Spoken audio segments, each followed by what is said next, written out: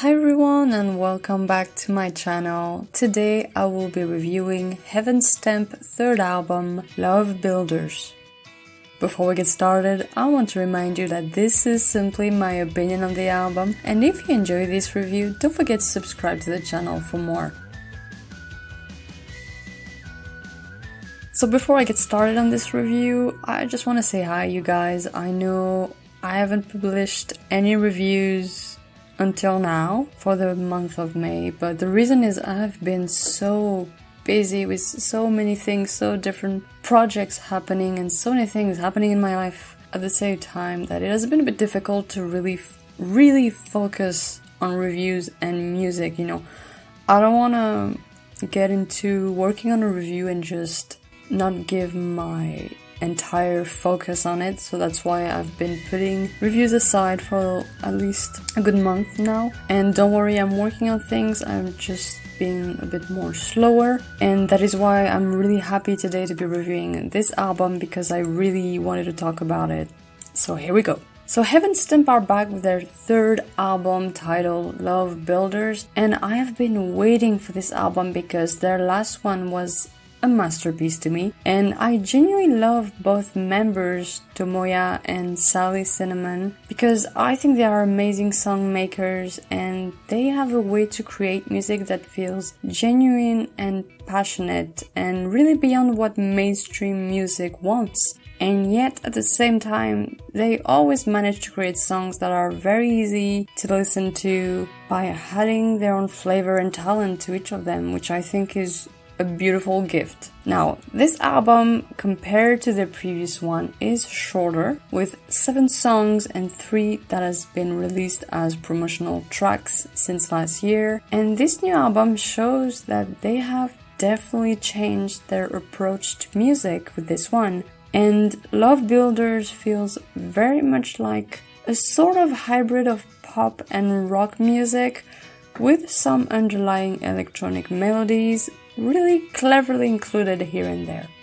But I believe the biggest strength of this album and of Heavenstamp is actually the 2 people who are part of it. Tomoya and Sally Cinnamon, like I said, are incredible music maker, and everything they do feels genuine and really raw and authentic. And even with such a music style change, this album still feels very much like a Heavenstamp album because they keep on evolving, and this album really got me satisfied.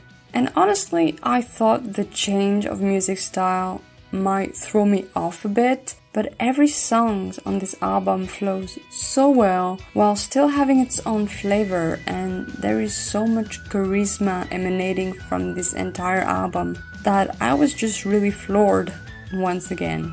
And I also want to note that I love Sally's voice so much. It's always a delight to hear her voice. She really has this, I don't even know how to describe it, she's just so easy to listen to, so enjoyable. I don't even have words for it, I just really enjoy hearing her sing. And of course, to go back on track, this album also has some influences that aren't without reminding me of British rock music. And it's not really a surprise here because I've noticed that both members have been to the UK, they even played there, and you can feel the influences on songs such as Sugarless Life or Windmill, but otherwise this album really bears its soul beautifully. And I love the fact that even by seeking a more pop sound, this album still feels like a challenge to them, and I think they succeeded really well.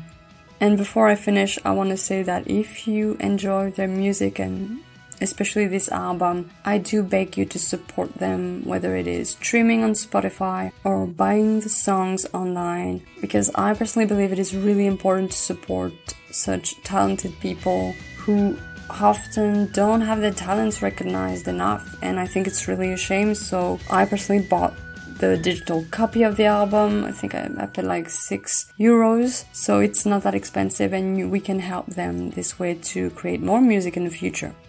Their sound evolves and their spirit and strength remains. And with their third album, Heavenstamp continues to prove that their talent can expand to pop music in a very organic way.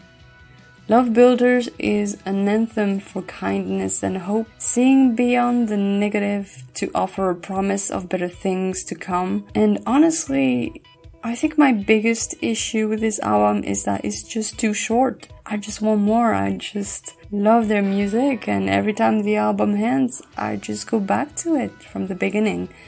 And maybe that's the genius of this band, pouring their talent in ways we do not deserve and yet we get. And for me, Love Builders is an amazing album that I love so much already, and that is why I give it 5 stars. Thank you for watching. Don't forget to tell me what you think of the album down below, and I'll see you next time.